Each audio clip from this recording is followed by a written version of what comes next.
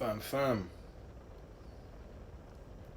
It can be a dark Let that play in, see where folks is at. How they feeling? Don't be afraid. That's clever. To be a source of light. It can be a dark world sometimes.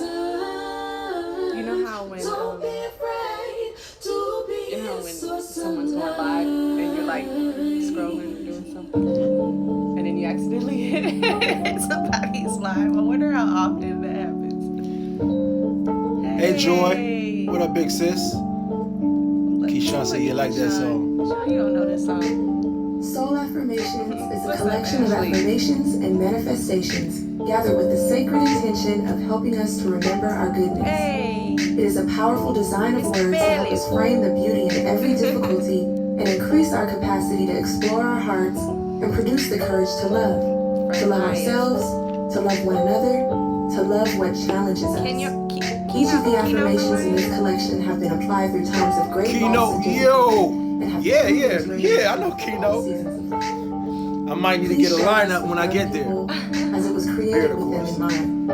I specifically ask of parents, guardians, and educators to speak these words into young people and allow them to speak it out loud to affirm themselves when they are ready. There is not enough darkness in the world to put out the light of even one candle, so never be Peace, afraid family. to let your light shine. And when you feel like life's hardships are dimming your light, Y'all listening to the intro to Forward. You got your books in arm reach. You can pull it up. Dr. Maya Angelou writes, you may encounter many defeats. This is what the but you intro must sounds not be like. defeated. In fact, it may be necessary to encounter the defeats so you can know who you are, what you can rise Hey, from, beautiful family. and how you can still come out of it. SOL Affirmations is a tool to help us come out of it. This book is dedicated to those who are on a journey to find healing. Those To journey to those of find us healing. determined to find peace within self. Determined to find peace with We are in yourself. this together. We're in this The together. road may seem long, Yup. but no matter the distance, No matter the love is distance. true. Sometimes on time still can take a little while. Sometimes on time still can take a little while.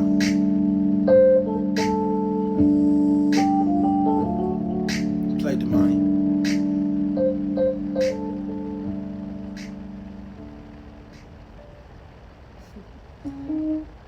Family, what's good?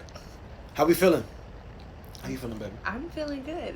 It's still getting used to alive, right? Because you'd be like, how you feeling? And then you don't Hear nothing back. anything. But if you develop a little rhythm of like speaking and reading and speaking and reading, maybe we can see what our folks are saying back to us. Yes. Hi, Lace. I'm seeing some of my friends. Hi, friends. What an honor it is for y'all to come and meet with us in this space regularly. I really appreciate it. I really feel connected. It feels really amazing to build a community this way. So we're gonna get into the space, get into our bodies, get into a moment, right? Mm-hmm. It's good to see you. It's good to be seen. Ain't it good to see Felicia, y'all? Ain't y'all happy to see Felicia? Thank you. That's the way I feel. Thank you. Today's segment is actually going to be a conversation based from some lived experiences, grounded with SOL Affirmations as a entry point. Hey, Ashley. So I think if anybody has their book in reach, go ahead and grab that. Let me see some hand waves or whatever emoji you want to leave. Now let me see a candle. If you got your book in hand, let me see a candle. It might be harder to find a candle in your Yeah, it might be hard to find a candle, so you can just wave. Yeah. That'll work. Even that might be. Ah, No, they smell. put the hearts on the side. Okay, that's what it means. They Yeah. got it. Okay. That's it. So I wanted to do two things, if that's cool. I wanted to let you all hear a new affirmation. Actually, you guys got to hear the intro to the segment, and I'm really glad you got to experience that. And I like actually hearing that in the beginning, so that might actually be how we, open the space. Mm-hmm. But today I look forward to letting you all hear some more of the audio project as we are tinkering with and thinking out how to roll out the project for the highest level of accessibility. It's really about access. How do we create access for everybody across the board? So we're thinking about that right now. I see got my book. I see Yep. some candles. I see the candles. Ashley and my booger, my first friend. So yeah, we could take our time. Hey, Hey Ish. We could take our time, but if you all can find in your text, page 16, we're gonna go there in a little bit.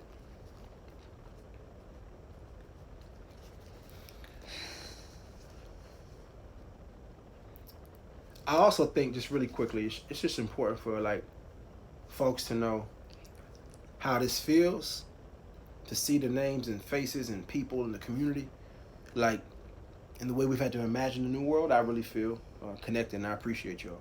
Yeah. I guess that I can take a moment to even thank people for showing up for me. Yeah.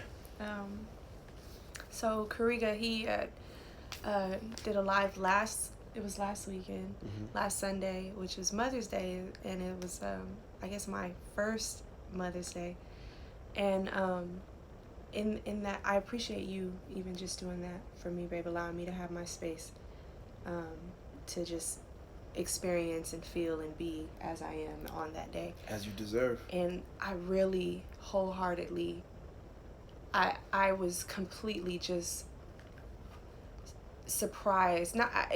Surprised isn't even the word. I felt held by my community, and I really appreciate you all holding space for me as Kamayu's mother on that day. And everyone who thought about me, everyone who just wished me a happy Mother's Day, to all of my loved ones that are in close proximity to me, who sent me cards and acknowledged me as her mother. I have so many videos, I'm sure, in Kariga's phone of tears, but tears of joy. And I appreciate just even that day being able to wake up and to feel the joy, to even feel the sadness, to feel the smiles, to feel the warmth. I was allowed to just be present in that moment, in that entire day, and having to still process it. I appreciate how everyone has just been holding me. And so I just wanted to say, thank you for that, Rita, for how you facilitated that. And to all my loved ones and people who just, Showed up in unbelievable ways. Yeah. It was it was a reminder that distance, it's no barrier for love, right? Because there was ways we felt love, and I can see it happening all day long, all week long, actually. Yeah. Fee, I'm glad you brought that up. I came on last week, and it wasn't a very long segment at all, but I actually came on to model what it looked like, saying, here's what my needs are. I came on to actually model, because I think that we don't know how to grieve. We don't know how often to take space for ourselves, to advocate for ourselves. So instead of putting up a message that said no segment this week, I stopped in even just to model what it looked like, to say, hey, there's been a change of plans and we need some space. Felicia won't be with us in this segment, but she's certainly present. And folks adapted so quickly and so beautifully and started showing you love in the way that you could receive. Yeah, Kamayu's Village, I see that. Thank you, Kamayu's Ish. Village for sure. So I think page 16 is a great place to revisit this conversation we're having. It kind of just blends in. Love as a philosophy is much easier than love as a practice.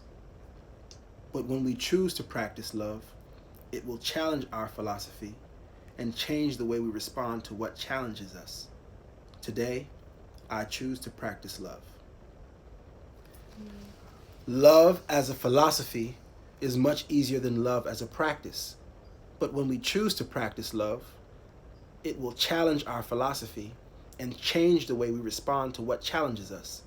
Today, I choose to practice love.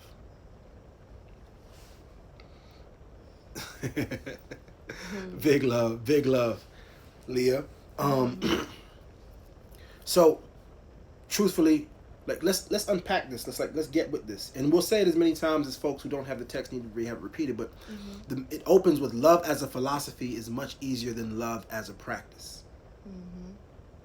Love as a philosophy is much easier than love as a practice. But when we choose to practice love, it will challenge our philosophy. So I think that when I think about the first thing. Um, I admired how you chose to practice love on Mother's Day. Mm. I admired how you made space for you and Kamayu. I admired how um, you had the courage to say what you needed, um, to be even to be present in your day, to think about how to communicate with me. I really appreciated that, and it gave me such courage to take direction and to speak for us as a family. Um, so I want to acknowledge the way you practiced love for yourself that day, being Kamayu's mother. Um, but I also want to say that when we think about what it means to be Kamayu's parents, we do understand that we're angel parents in that regard. So the love as a philosophy is way easier than love as a practice. Trying to make room for that love every day, trying to be mindful about that we are parents infinitely, trying to hold space intentionally in her room, not just the memories of what we wanted, but to be present with what we have. That's challenging, and I desire deeply to experience love in that capacity. So I think I think this statement from the journal entry, wherever it came from, is so profound, because here we are with it today, right? Understanding that love, and we're talking about like multiple facets of love. Right. And in this conversation, romance is important, but we acknowledge it to be the low hanging fruit on the tree of love. It's most accessible. We're most reminded about it. We have advertisement for it. We have holidays for it. We have a whole hospitality industry that will fold towels in the shape of doves, hearts, and whatever else, right? All around this idea of romance. Right. But we have so very little reference around the other dimensions of love that inform our romance even deeply if we are able to practice these forms of love. So I just think that there's power here when we say love as a philosophy is much easier than love as a practice. Oh, but when we choose to practice love, it will challenge our philosophy and change the way we respond to what challenges us. Changes the way we respond to what challenges us. To have love in you. Earlier this week, I said something that I said, love is my practice even when yours is not. Yep. And how hard it is Yep. to practice that, to be that. When you see somebody not displaying it, when you think you're deserving of it, when you can't see why someone would choose to not operate with it. Choosing to respond with love will challenge the way we respond to what change the way we respond to what challenges us. So this is where the conversation comes in, when we talk about we take inventory, right? We take inventory on what's occupying our heart, and we remove anything occupying love's territory, because we need that much love to navigate this life. We need that much love to navigate spaces where people may not be practicing love. And we also need that to navigate how to love ourselves. That seems to be one of like the most challenging journeys. Because loving ourselves, right, isn't exclusively, it doesn't always look like giving ourselves what we want. Right? Right. Loving ourselves doesn't always look like giving ourselves what we want. So I think that we could really conflate love and misinterpret it with having what we want as it relates to how we treat ourselves. But loving ourselves seems to be much more multidimensional, much more complicated, and like an ever-growing practice. Like, how do I love myself? Yeah. So again, I want to just like revisit when you took time on Mother's Day. It was so profound for me because I said, oh, we get a chance to witness this type of self-love in real time. I've also experienced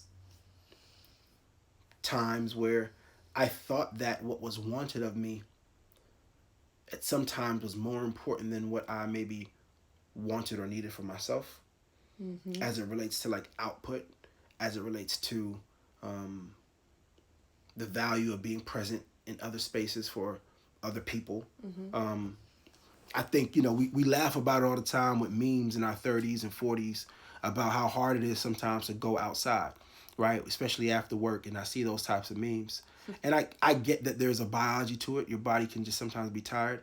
But also I think it's this re-emerging challenge of knowing how to love ourselves, because sometimes we've convinced ourselves that our social values around how we show up in spaces matters more greatly than how we show up for ourselves, even though we need to be able to show up for ourselves in the long run to sustain any of our relationships.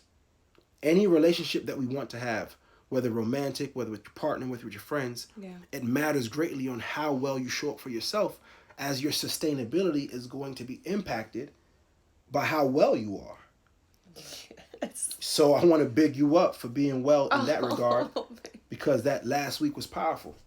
I love the conversations that I was hearing between you and your mother and people that were present. That was more important to me than any conversation we could be having this way. Although I value everyone here, I thought it was profound that you were able to say that, and that we were able to do this dance where you let me come check in on the segment. You were present with family. We understood one another. We showed up in a way. Maybe there was something I said in the 15 minutes that mattered to somebody last week. My heart was wide open. So I'm sure there was value there. But I loved how we did that dance together. And I just want to big you up for being somebody that I could dance with in that regard. I appreciate that, babe. And like I said, you are choosing this, not choosing. It is, as you say, a practice of love when you are taking that time for yourself, instead of where someone may be calling you to, and if you are able to recognize, no, this is where I need to be, and then be there, then that is the practice of it, right? But I have to acknowledge that my ability to be able to do that was how I was held by my community, who was practicing love on me, and I've never even felt anything like that before in my life, just to be held by so many people, so vast, from all over. I appreciate them taking the opportunity to practice love in me and hold me in that space. What I learned from the experience as well, much how I say, you can recognize, okay, I need to take this space. What I learned also is how to hold someone when they need that space. So being able to identify that and see that, and then choosing to. If anybody knows anything about my mom, she's going to keep trying. She's going to call again. She's going to call again. I'm going to call her from my phone and tell her, hold on, Mom. Because she'll do it again. We have no chance of surviving. But, I say all that to say that I learned so much in choosing to practice that for myself. I learned so much from how everyone else practiced with me in that day. So I want to hold space for that. How folks practice loving you. Hey, Mommy. Hey, we're not able to take a FaceTime right now because we're on a call on Felicia's phone on Instagram Live. Okay. So. Okay, all right. So we'll get. I'm gonna call you back, Mom. Love you, dear. Okay, no problem. Later. All right. Bye-bye. See, communication is a powerful thing, right? Because, listen, imagine if we didn't call her. But, Fee, you were saying how folks showed up for you in love. I also want to, acknowledge that I got to see a lot. Your mama Joyce, we love her. I got to see a lot of things practice in real time as I was coordinating, receiving gifts, calls, cards, flowers, texts from friends far and wide. There were even some folks who inquired about you through me in respecting some space. And there were so many different iterations of folks practicing love the best way they knew how. And I really was moved by that, but also I hope to remember that. Hope to remember that in my heart and in my practice on how I can show up for somebody who is experiencing grief. I mean, folks have been so creative and so expressive, and they've made handmade things and hand arrangements. There's something about touch that makes me want to much. model showing up for other people.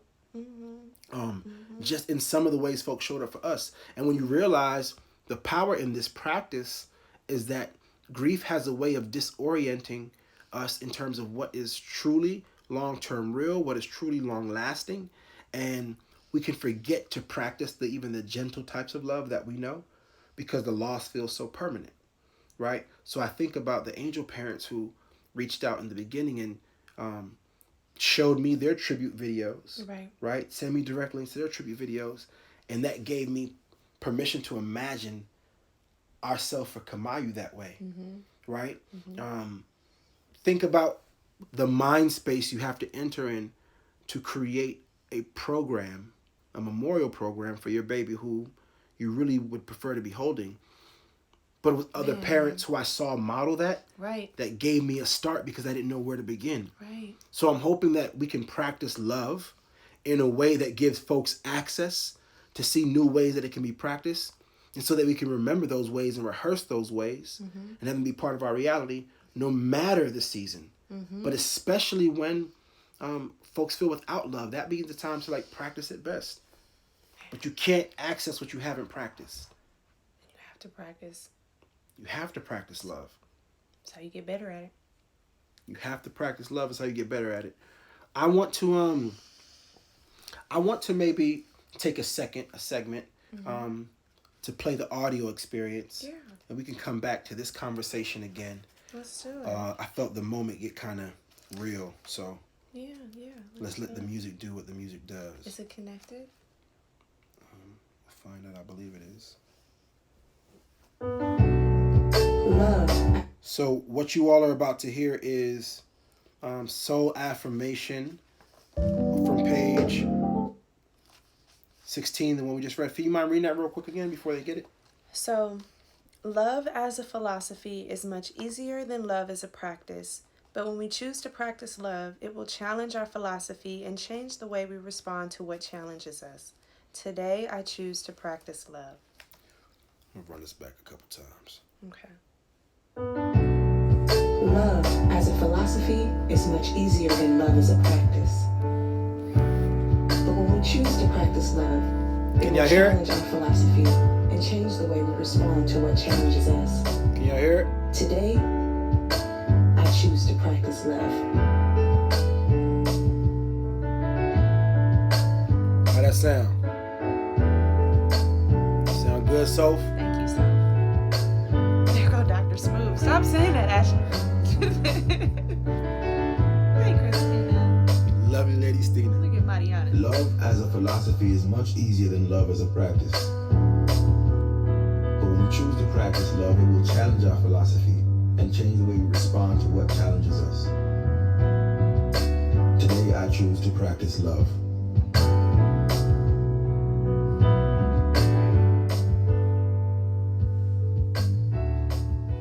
I love how Damani got in that groove right there. Oh, around your man. voice. I'm sorry, the way he got in that groove around He your played around voice. it so was, amazing. Ooh.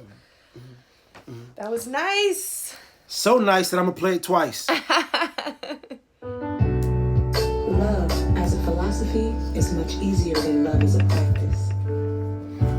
But when we choose to practice love, it will challenge our philosophy and change the way we respond to what challenges us. Today, I Leah choose says, to when practice can we love. have the audio? Who said that? Leah. Ah, good question.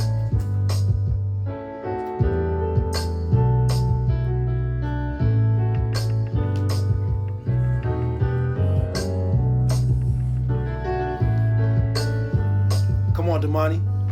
Watch it. Love as a philosophy is much easier than love as a practice. But when we choose to practice love, it will challenge our philosophy and change the way we respond to what challenges us. Today, I choose to practice love. Man. Those kids.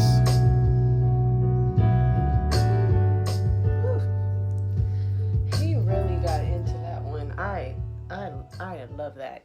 I love how that feels on your voice. I love it. Woo. I love it. It's Damani, you hear that? warm. It's warm. She said she love how I feel in my voice, dog. Good looking out, man.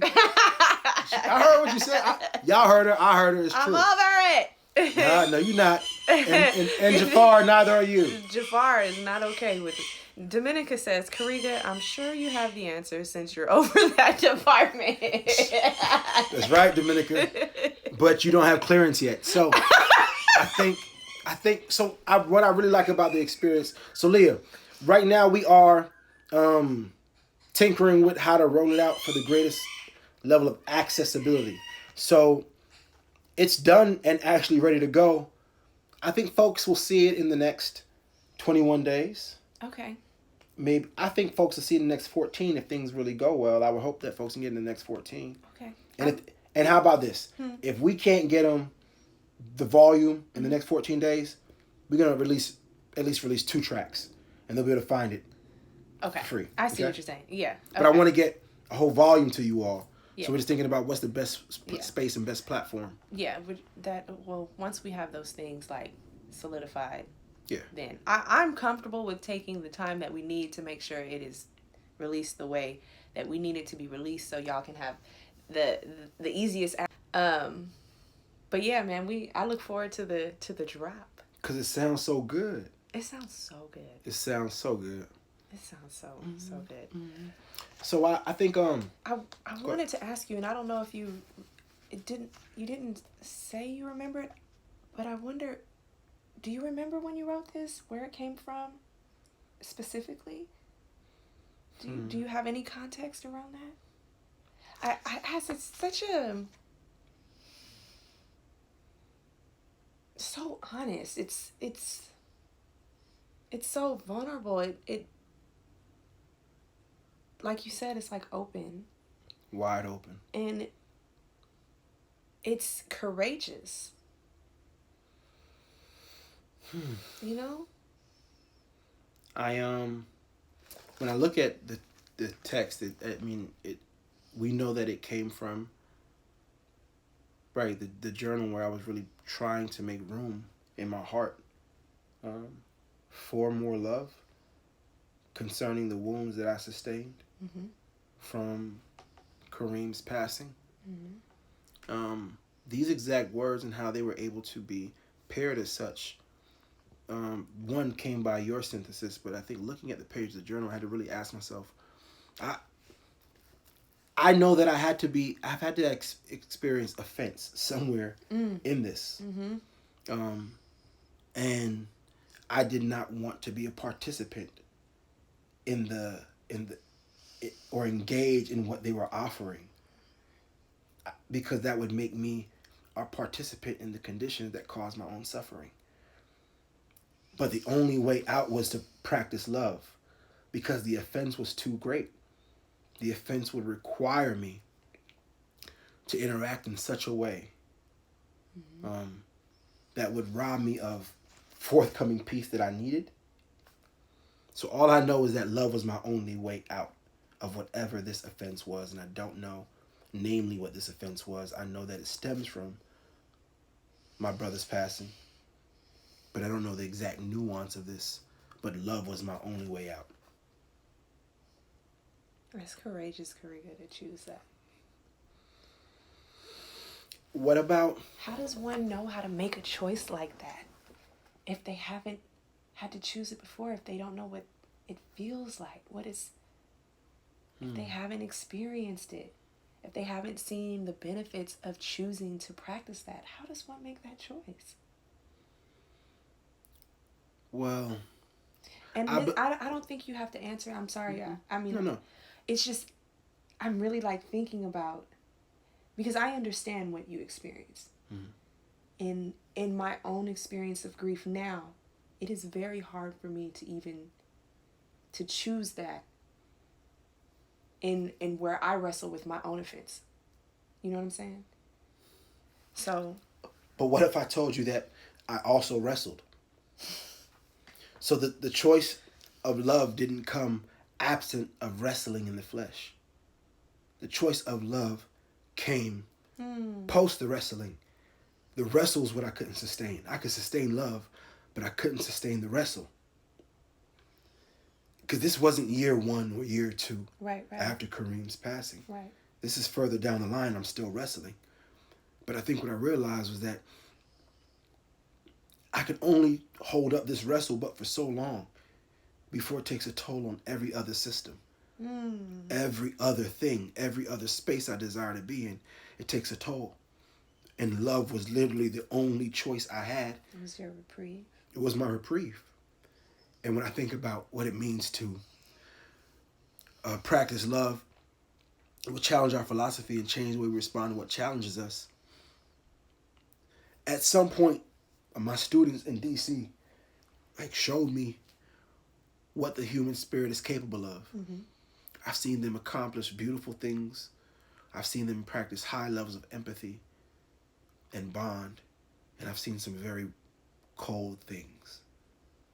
I've seen some actions that make you really believe they don't feel loved and they don't model love. Who's praying for them? Right? When we found out that there are actually people who don't have anybody. There's not a relative. Yeah.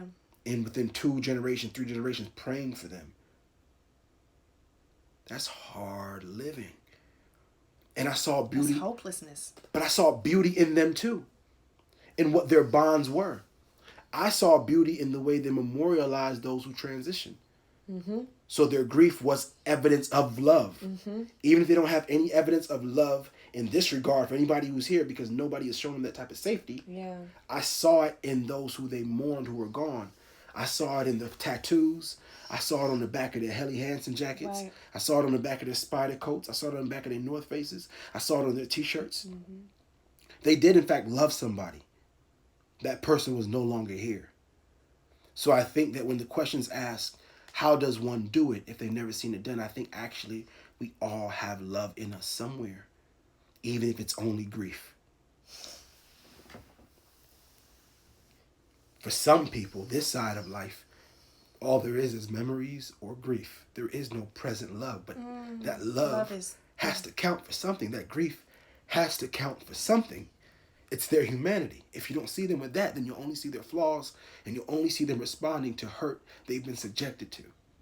So then you'll label them, or you say that they have a emotional disturbance. And then there's a whole school populated by this disability, documented by this IEP, that suggests that they're cold or maladjusted or defiant, when really they do have love. It's just not for anybody who they can see in this way. All they have is the love of their grief. But that makes them human too. In fact, that makes them superhuman. Because if you can survive in this world without feeling the love or the warmth or knowing that somebody's praying for you, you're special. You're not a deviant. You're special. Superhuman. Come on, nigga. That's a word. You are. You are, because you're existing, waiting for just this next level of love. You're waiting for this next experience of love. So that it's often experienced. Thank you. That's why we find it often experienced in premature form relationship, which is why, romantic relationships among young people is so high. It's a type of love they think they can finally label for themselves and create for themselves. But it isn't the relationship isn't strong enough. The love is there, but the relationship has not gone through the proper stages of development. But I've seen my young people. I've seen broken hearts. I've seen broken hearts love. I've seen it. And we judge it because it doesn't look like functional love, or it doesn't look like the love that exists on any social media account spaces, right? Because love on social media looks a certain way. Right. We don't know how to value love on social media. It doesn't look like the desirable outcomes, the desirable moments. Right? What if love on social media could also be displayed in a way where it's not the perfection? And I see stories. I mean, there are spaces that do their best to document stories of where a couple has come from. Right. But that story always requires them to make it somewhere. Right. When most of us are actually just in it or just trying to get it right. Yep. But I find beauty in that type of love. I find beauty in the unresolved. I find beauty in that they haven't been wedded yet, but they somehow keep trying to choose one another. I find beauty in that. It's a special story. especially if you had the unfortunate experience to go to one of their funerals and realize that may have truly been the only love they knew. It wasn't perfect. Mm-hmm. It wasn't celebrated. It wasn't hashtag Black love. It wasn't regarded to be anything so beautiful. But if you ever knew the nuances of that relationship and the children that came from it, it is truly beautiful. And that was love. And that was love. That's so beautiful, baby. I think about that. That was his love story. No matter how brief, no matter how labored. Right. No matter how it looked to me. No matter how it looks to you, that is their love story. That is their love story. So there's love for all of us. And I find value in their stories. I find value in our stories. I find value in ours not looking the way we wanted it to look. Yep. I still find value in it. Yep. And I really pray that we can all find value in love however it's present. I'm going to take love y'all too, man. Yeah, Thank y'all. Love y'all for real. I'm going to take a commercial break to blow it. Now, you know what? They just going to get the real. Y'all going to get this nose. Y'all going to get this blow. Since y'all want to be all quiet and let me get my emotions. Oh. I just needed to know. I needed us to talk about that because that's where it lives too. You know, that's where the practice is, I think. Yes, the practice is in the imperfect spaces. Don't look to people who have it all together to model the practice.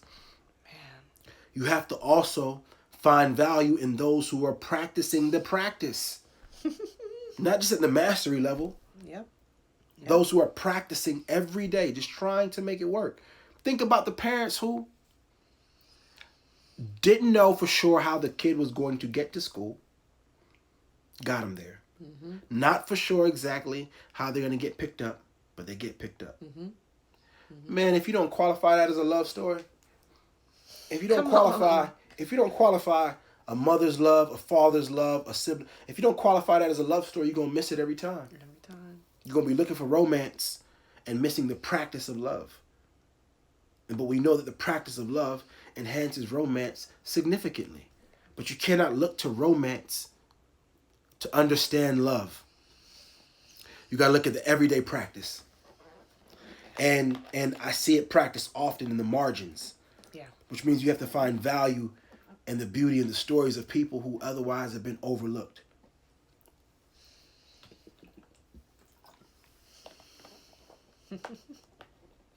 That's how you're going to find love. In the spaces where it ain't very popular to look. Grieving folks are some of the most loving folks. They're living in love. That's all they're holding on to. Until they realize that it's not going to escape you. Yep. It's going to take a new form. But you're holding so close what you knew. Because of fear of the unknown. Mm-hmm. What you wanted most is not in front of you anymore. But it's only when we learn to surrender to the frequency of love that we realize it's all around us. You don't have to fight to hold it. The fighting is the wrestling that you one day say, you know what, I don't want to wrestle anymore. I'll just take the abundance, please. I don't want to wrestle I don't want to hold on to a little bit of love. I'll let go and live in the abundance. It just means that I have to be willing to practice anytime my number is called. I can't get too ugly when I'm offended because it interrupts me living in the frequency of love.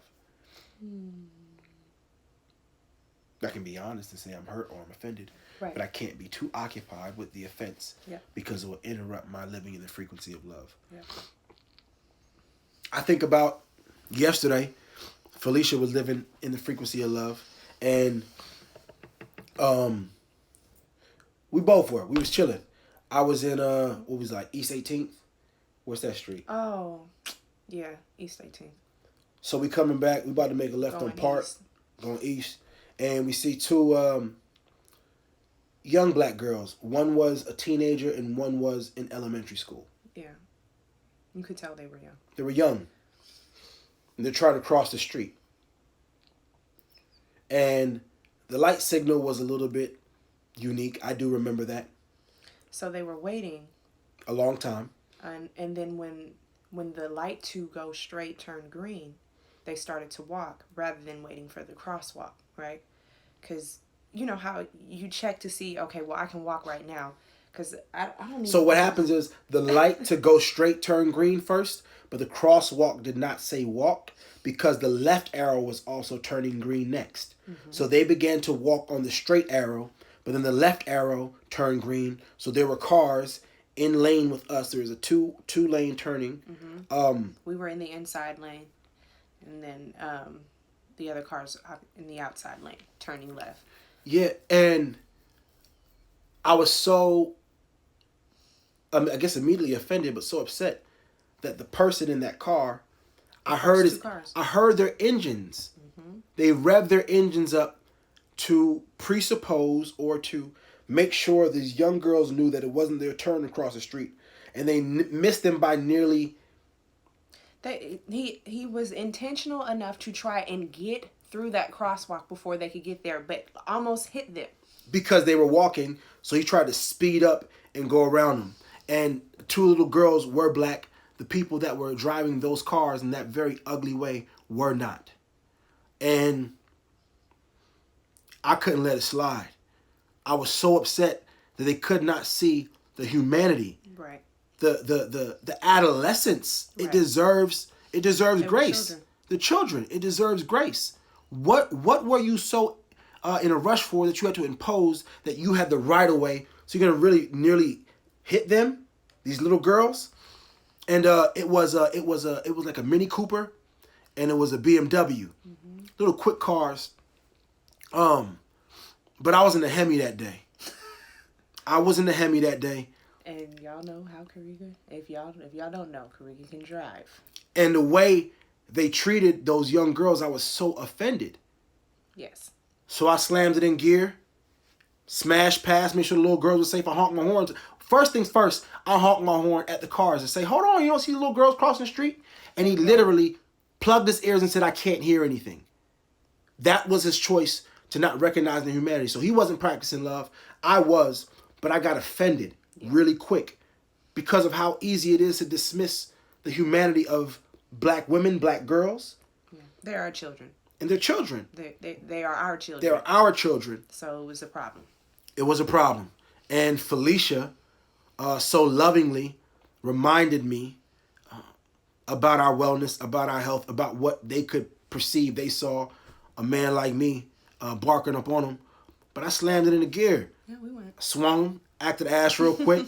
You fishtail because you about to go. But I pulled up on him and said, yo, you didn't see the little kids? He plugged his ear and said he didn't hear anything.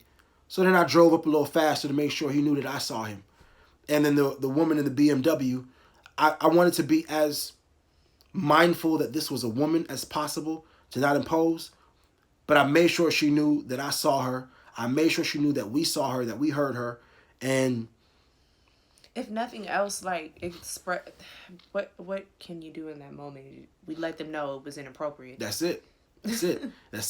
Now, what I'm saying is they could have pulled me from the frequency of love. Yes. But I'm so grateful that you were there to remind me on what we hold true. But even they deserve grace, but they need swift reminders concerning our children. I have very little tolerance for not putting children first. Right. I think that as a human being, that's one of the places we have to show love and we have to show grace to our young people. Just as God gives us grace each day and we wake up. Yeah. Yeah. So even now, I'm feeling it again. Yeah, I had to take a deep breath. Yeah. But again, the text is love as a philosophy is much easier than love as a practice.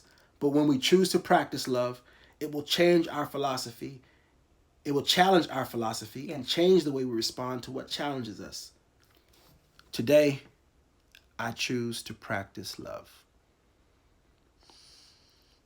I do hope You all are choosing to practice love in spaces with yourself first and foremost. Felicia, you model that for us on Sunday. And then after you practice it with yourself, hopefully you have enough compassion and you are filled enough in your love cup to practice it for someone else. Yeah. And it's easy to practice it in spaces where you feel comfortable. If you want to get really dicey with it, you practice it in spaces that you feel aren't practicing love the same way you wish to. And when you realize that love has very little to do with like, you just take on the responsibility even greater. And you can love even something you don't like. Someone you don't like yet, you can still love them. Love you too, Lil Lynn. I love you all abundantly. Yes. Let's take a second to scroll through and see if we can find some comments. Oh, we got several comments. I know. I wonder if there's anything they want us to answer.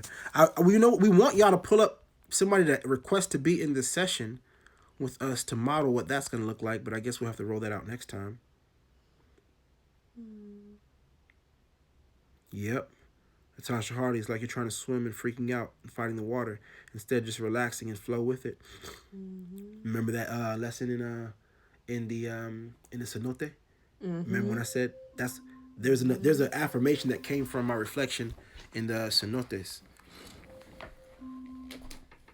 Seeing love from my parents was the first opportunity to see practice love in the home, and it not being possible for most people when they find it in other places. Coach D-Lo, I don't know if you're in the building anymore, but I think it's beautiful that you saw love practice in the home. I pray that more of us see that in their practice. You are abundant because of it, and it shows up in everything you do. That's why you have such this infectious personality and this deep love, man. Coach D-Lo, you're special. But you've been that way, dog. Yep. Yep. I'm not gonna keep them too long because I like to get in and out. But we're gonna play it one more time and Close up. Yeah. Thank y'all for chilling with us on a Sunday at 7. I like the segment. Yeah. And we hope to be able to have more of these conversations with y'all as you bring your books and tap in, because we want to have people in the segment. Yeah, for sure. That's the plan. All right, so we're closing out with As a philosophy, it's the audio easier version. than love as a practice. Pull up, DJ Reed. Love as a philosophy is much easier than love as a practice. Thank you. But when we choose to practice love, it will challenge our philosophy and change the way we respond to what challenges us. Today, I choose to practice love.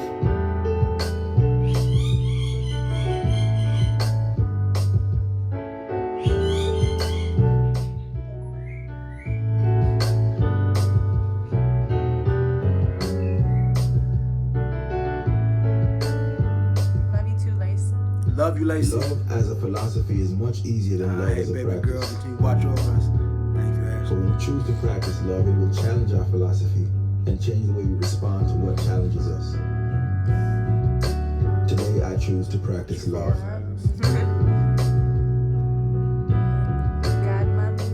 God, mommy, Minnie.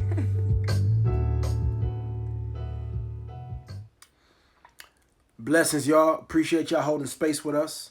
Do us a favor and send SOL Affirmations page. Well, if you haven't followed it already, follow SOL Affirmations. Yeah. And then send that page to somebody else for them to follow.